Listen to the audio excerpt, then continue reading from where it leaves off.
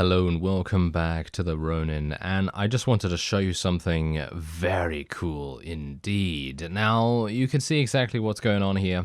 I'm on the diplomacy screen, and we've just made peace with Sturgia. Now, you may see something, yes, 11,000 dinars every single day from the Sturgians, and we've just started it now, so this is going to be an utter gold mine, absolute gold mine. Obviously, this doesn't really matter for me specifically, but it very much helps to offset the amount of money that we're giving to the Aserai, and it's also going to make it so that a lot of our vassals are now going to have even more cash to just throw around wherever they want and to upgrade as many of their units as they possibly could ever really desire. Anyway, we're here at Rovault. I've taken back... Oh, hello. Yes, the lovely, lovely people of Britannia. Yeah. All right. Okay, so what we're going to do is, as I've done multiple times now, by the way, is I am going to stop the siege, and we are going to go in here and see what's actually happening. Let's just actually take a quick look at... Oh, apparently they don't tell me their troops? Okay. Apparently these guys don't tell me their troops, so that's actually kind of hilarious. Now I can see their troops. Okay, so they have a bunch of Oathsworn. They've got some legionaries right there. They have some Falksmen and stuff like that. I think we'll do all right. But anyway, basically this is what I've been doing. I've pretty much just been defending this small little bit of land, trying to get Rovault's siege up and running, because obviously I wanted to start the episode with a nice siege, but obviously it's not really happening, and I thought that it was pretty cool to show you the peace agreement with the Sturgians, because it's not usual that we, see that every day, it's kind of cool. Anyway, let's do it. Let's go in. This is going to be probably one of the hardest battles we've had in a while, because every single time I've seen some Britannians or Vlandians turn up, they haven't really had a huge amount to really threaten us with. Most of their armies are significantly underpowered, and they have about... probably the maximum army I've seen so far is about 400, and I was able to auto-resolve against them with about 15 deaths, which is really perfectly fine with me. I really don't mind having that happen. I feel like that's a perfectly acceptable amount of people to lose, to eliminate them super quickly. I've been on the lookout for the bound crossbow as well. Don't worry, I haven't forgotten about that. And we also still need to go and speak to our prospective wife, who could potentially marry us in the future. But obviously the problem with that is that when am I ever going to have the time to actually go there in person? And in my opinion, that's a bit of an oversight. I feel like there needs to be some kind of function that allows us to correspond remotely with these people, whether that be, whether you're playing a female character or a male character. You should be able to correspond with your prospective courtship target, whatever that may be.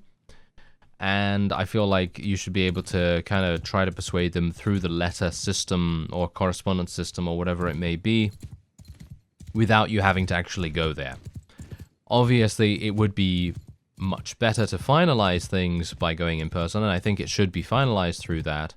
But in general, I feel like the initial starting stages of courtship, especially when in these times, just think about what's actually happening right now. I'm in a massive war against the Britannians, the Vlandians, and I was obviously against the Sturgians as well. But those two factions are so large, or at least the Britannians are, that it is very difficult to find the time to literally go over there unless I want to lose huge amounts of territory, in which case I'm not a big fan of that. I don't really like, just dropping everything and then going to somewhere random and speaking to someone just so that they can end up dying, 5 minutes later, because that's happened multiple times in various series recently, and I don't really want that to happen again. As we saw in Iseni's playthrough, she was the duelist, I believe, right? Yeah? Was it? No, wait. She was the... Oh, now I'm forgetting. Wasn't she the Sturgian? No, she was actually the Sturgian. Never mind. She was the Sturgian Viking. Yeah, so we played as a female character in that, and we married a bunch of lords. And let me just tell you, it didn't really go well. It didn't really go too well. And I basically renamed her halfway through to the Black Widow, because she was pretty much getting most of her husbands killed. Not through her own hand, mind you, but just generally because the way that the game's death mechanics work is kind of funny. And generally they tend to die quite often. I'm not entirely sure why that even happens, but anyway, that is what was going on there.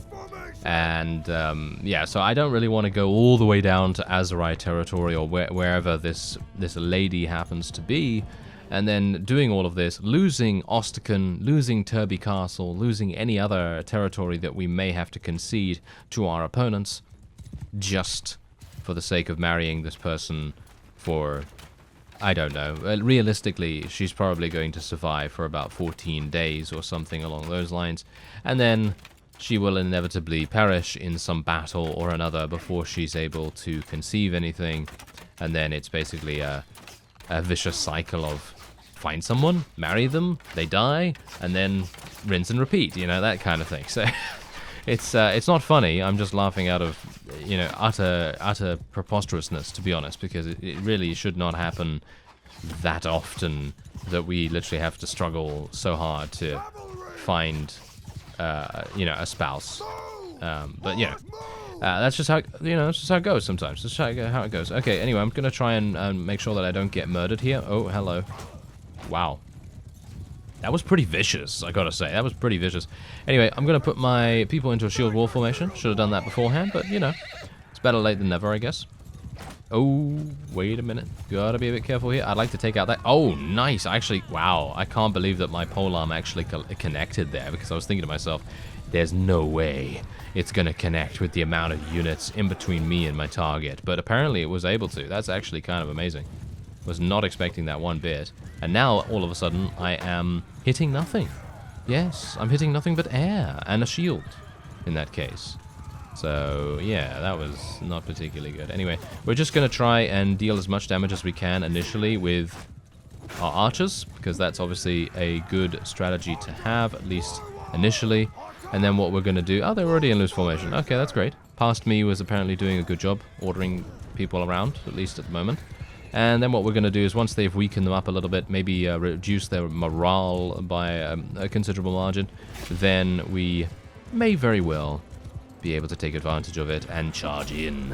And I'm very much hoping that we might be able to get a couple of kills on some of their vassals as well. I'm hopeful that they will actually perish, because if I can't execute them due to game instabilities, and if I can't take them prisoner for extended periods of time, then what else is there but to enter these manual battles and try to eliminate them in that way?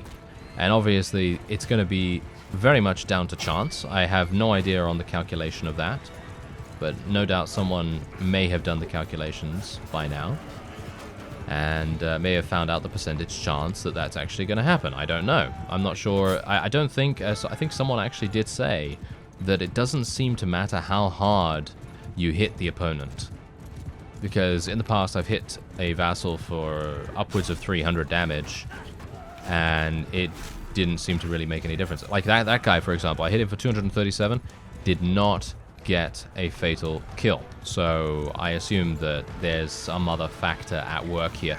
I'm going to tell my infantry to charge in now. Seems like a good idea, because otherwise all of these archers are just going to have a free reign to do whatever they basically want, and we cannot have that. Thank you. And otherwise, are my cavalry and stuff charging in actually, or are they just kind of standing there? I felt like they were already charging, so I think past me was actually onto something there. That's pretty good. Anyway, let's see if I can maybe do something to this guy. There we go, take him down. You cannot pick on my... Who is this? You cannot pick on my Sturgian militia archer. Why do I have a Sturgian militia archer in my party? I have no idea why, but apparently I have one. Okay. Well, he's doing a hero's work, to be honest. Like, being able to survive in this late stage of the game as a Sturgian militia archer must be an absolute nightmare. It reminds me of the times that I was literally playing Floris Expanded, which is a warband mod, and entering Freelancer, basically joining a friendly lord's army and acting as one of their soldiers, you know, just one of many in their army. And it was scary. It was actually pretty scary because you start off as a recruit, basically, and you have to try and survive, rank up, and all that stuff. So it's, yeah, pretty harsh. It's kind of like how that Sturgian militia archer must feel. Oh, come on now. Don't get killed now, Byron. You must not die. You must survive until the very end. And now he's going to get shot in the face by a crossbow. What do you bet? No? Apparently not. Apparently not. Okay, well, that's absolutely fine. That is not a problem.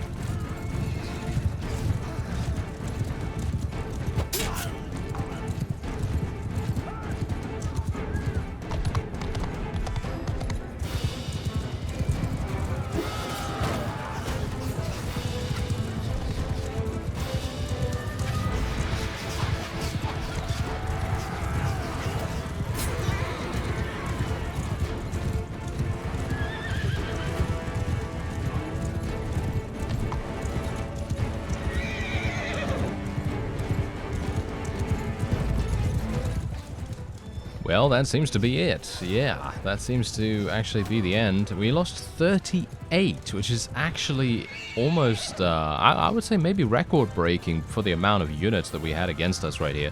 And obviously we were not having an overwhelming environmental advantage. If we had one of those wonderful hills that we like to camp our archers on top of, then we probably would have lost even less. But, you know, sometimes you just can't get what you want, but there you are. Anyway. Nice little victory for us right there. And now we're going to be going onward. Oh, yes. Okay, so let's actually just take a quick look.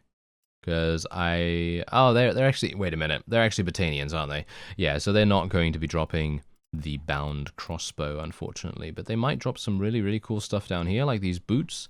They could be really good for some additional companions, potentially, that may join us at some point. Because, let's face it, I might need to... you know, recruit another one of those guys because we seem to always lose one of those every so often as well. We might even lose one in this particular battle itself. I don't even know whether that's going to happen, but we might. No, we didn't. Wow, that's actually really surprising to me. I really thought that maybe that would happen, but thankfully not. All right, so let's just go over to our party screen right here. Do we have anyone that can level up? No, apparently not. Look at that. That's actually crazy. So where's that Sturgian militia archer? Did he actually end up dying, or is he a part of someone else's? No, I think he might be a part of someone else's army. Okay, well that makes sense then, doesn't it? Yes, it absolutely does. Okay, so let's get some cohesion real quick. Okay, so I'm going to need to restore myself somewhat. So what I'm going to do is I'm going to just run after this guy. Now I've got to be careful here because we don't want this army to get any ideas, and it seems like they are indeed getting some ideas very, very quickly indeed. So I will have to go over there and fight them in the tree. In the trees. I'm not a big fan of that. Oh, hello there. I will do battle with this Vlandian party very, very fast indeed. We are not going to be doing any kind of manual battle with them. We're just going to go straight on in and take them down. Because we want to make sure that they know that we absolutely will crush them anytime they form an army. Obviously, this is not going to make that much difference in terms of their behavior, because of course they are AI. They're going to continue doing whatever they are, you know, whatever they're programmed to do and so on. But generally, I want to just try and keep Vlandia's combat strength and potential relatively low, so that we don't have to worry about them too much in comparison to the Botanians. Now, obviously, the Botanians are now heading into Ostracan, and you can see here that immediately they stop, because they know that they cannot possibly deal with us. I'm just going to go in here real quick, because I want to see whether we've received any caravans, because it might be nice for us to... Nope, never mind. I was like, oh yes, it might be good to see if we maybe can get some food. No. No food here, unfortunately. What? Wait a minute. They've got some really good items? What is... Lord... Wait a minute. Is this really good? Lord's Katana. Is that really good, actually? Wait a minute. Let me see here. It's got more length. It's slower, but it's got more length. Obviously, it's got more length because it's a two-handed / one-handed weapon, but I'd love to use a katana again. The only reason why, by the way, that I switched away from using a katana is because I just couldn't find any that had good stats, like really, really good stats. And this one seems to have really nice stats, so I'm pretty happy with this. Let's take a look at the light katana, just in comparison right here. It's basically the same. Okay. Basically the same. A couple of minor differences here and there, so it's not too bad. And what else do we have going on here? Well, this is a two-handed, so this is technically not counting as a polearm or anything like that. We also have a mace. So now, here's the thing. The main reason why I'm using Cursed Blade Murder, by the way, is because it's a short sword. And that is the main reason why I decided to even make it to begin with, because it's basically something that I can use in every close quarter situation. And I'm not entirely sure if this katana is going to do the same thing, but I'd love to be able to give it a go. So, shall we try it? I think we should, right? I think we should. Okay, so I'm going to buy that. It's only 55,000. I mean, generally 55,000 would be considered absolutely exorbitant price, but it is, you know, yeah, I think it's worth it. There we go. Ooh, it looks cool. See, now that's the thing. That's the reason why I wanted to use a katana this whole time, because it just looks so cool in its sheath. And being able to use something that's themed to our character is also really fun. And yeah, but otherwise, I'm using this. This is what I'm currently using, and it has 11 cutting damage, if you can believe it, as a one-handed, I think. Yeah, as a two-handed, it is 181. So yeah, it's kind of good. Anyway, I'm thinking maybe what we'll do is we might try to use the Tetsujin long spear. It has 99 cutting damage. You can see here that it's basically worse in every single way than the other weapon that we have available to us, but it is capable of using couch lancing and so on. So I'm thinking we're probably going to end up using this just to see how it goes. I'm obviously not going to sell my old weapons, and we can always switch back to them at any point. But I just want to kind of try it out and see whether we can maybe make, you know, maybe switch things up a little bit, I guess. Anyway, there we are. Okay, so that's going to be quite nice to see. Do we have it? Ooh, look at that. We actually leveled up our one-handed skill. Nice. Okay, so here we go. We have two options here. Your shields take 10% less damage. This is kind of useless for me. I personally feel like it's kind of useless in general. I don't understand why you would bother taking this at 200, 200 weapon skill. Again, this perk, in my opinion, is not worth it. However, this one is really good, in my opinion. This is basically the choice every single time you get to 200 one-handed. Increasing your combat movement speed by 5%. I don't even care about the secondary effect, which just increases your infantry troops' movement speed. But the ability to move around just that much faster, especially if you've taken the other perks in one-handed, you're going to be moving almost at the speed of light at this point, if you have taken all of those movement speed increasing abilities, and also, you know, obviously taken the ones in athletics as well. It's going to be making you really, really fast. You're going to be able to dodge, like actively dodge out of the way of attacks. And you don't even need like a dodge button or anything like that. You can literally just move away because you have so much mobility. It is just amazing and super fun as well. Anyway, let's see what we can do here. Okay, so this is a relatively similar army, but this is a different battlefield, I think. Seems like a different biome that we're going to be fighting in. Yes, it is. Oh! It seems like much more of a sort of dry sort of plains area. This is actually kind of weird. The pop-in of the foliage in the in the distance is actually rather funny. I'm not entirely sure about my graphics settings right now, so obviously I could fix that if I increase the render distance, I guess. But you know, I haven't changed my graphics settings for a very long time because of the optimization of the game when it first was, when it was first released, was not the best. So obviously there's that. Anyway, this is a different weapon than what I'm used to. It's much shorter than what I used to use. So obviously it is going to be, in my opinion at least, more difficult. But it is going to be faster to swing. Did I literally just do 2 damage? Okay, there we go. That's a little bit better.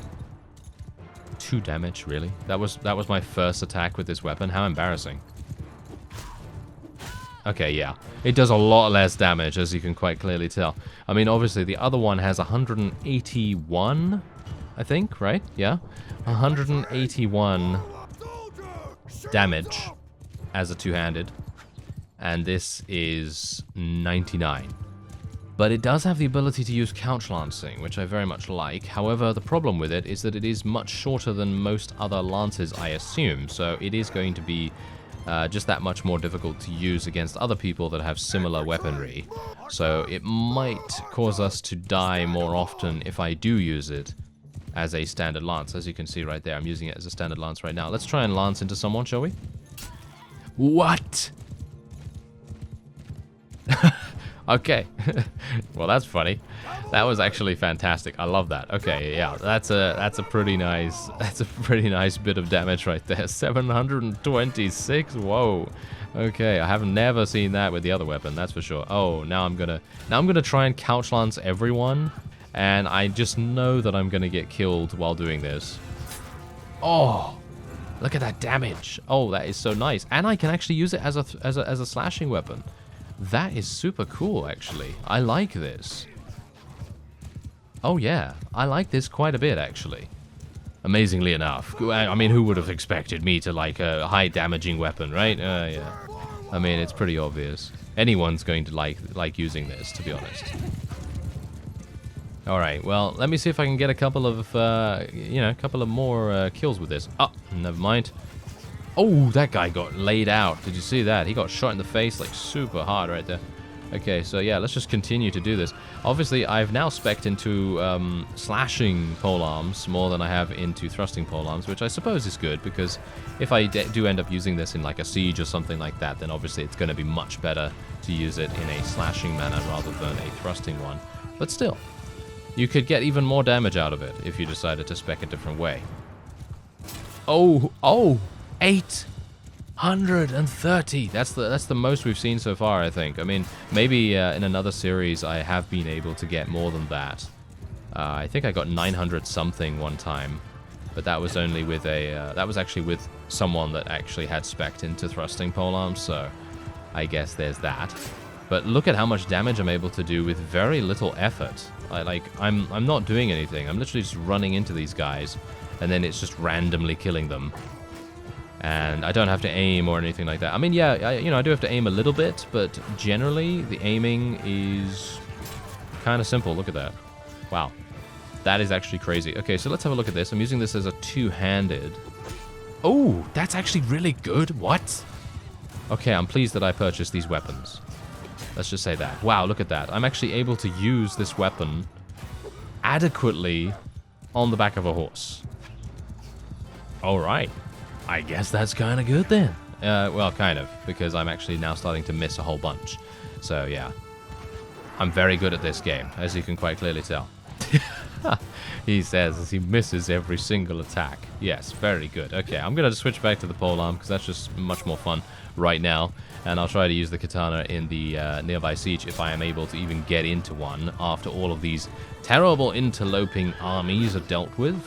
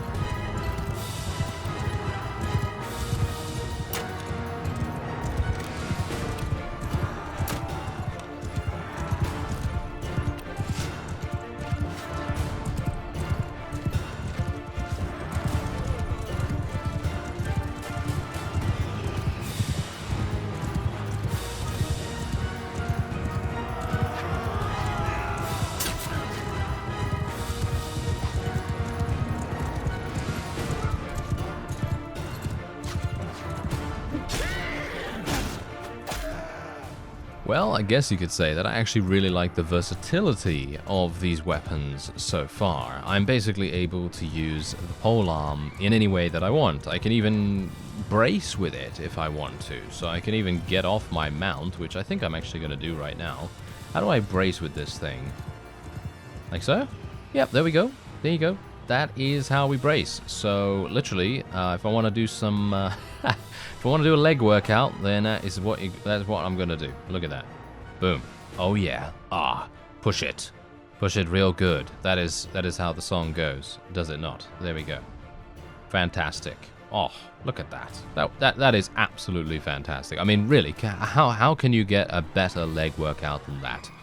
And also, it gives us an additional defensive opportunity to, you know, if we get dismounted or something and we have a bunch of, I don't know, cavalry of some kind around us. I mean, the Khuzait are basically done now, so this is maybe not going to be that useful. But the Aserai do tend to have quite a few cavalry, so maybe we can utilize it against them or something. But yeah, that's actually really, really nice. The versatility of these weapons is really adding a whole bunch of different little, I don't know, little benefits that I'm going to get from having them at my disposal for whenever I want them. So it's giving me much more tactical kind of tactical options, I guess. And that's really making a huge difference to the variety in our gameplay as well. So it's basically giving us almost unlimited options right here. The only thing that we're missing is kind of like a bladed crossbow or something like that. I feel like that could be really, really fun. I know that some mods in Warband used to have those, where you could basically switch to like a melee mode with like crossbows or something like that, and then they would have like a small blade on them or something like that, so you could literally use them in melee. Obviously they wouldn't do that much damage, but it would be there, you know, the functionality would be there in a pinch. If you were caught out or something and you know, decided to go for like a full-on crossbow build or something and you had no melee weapon or something, then you could always use one of those, which would be maybe kind of viable. I don't know. I never did it, but yeah, there is always that option, of course. So that's pretty nice. I like it. I like it. Okay, so yeah, that amount of versatility is definitely going to be really useful for us. Just going to go back in here just to literally drop off our prisoners, because obviously we have a bunch of vassals that are picking up a load of prisoners. And you'll see in our wages... Oh. Are you serious?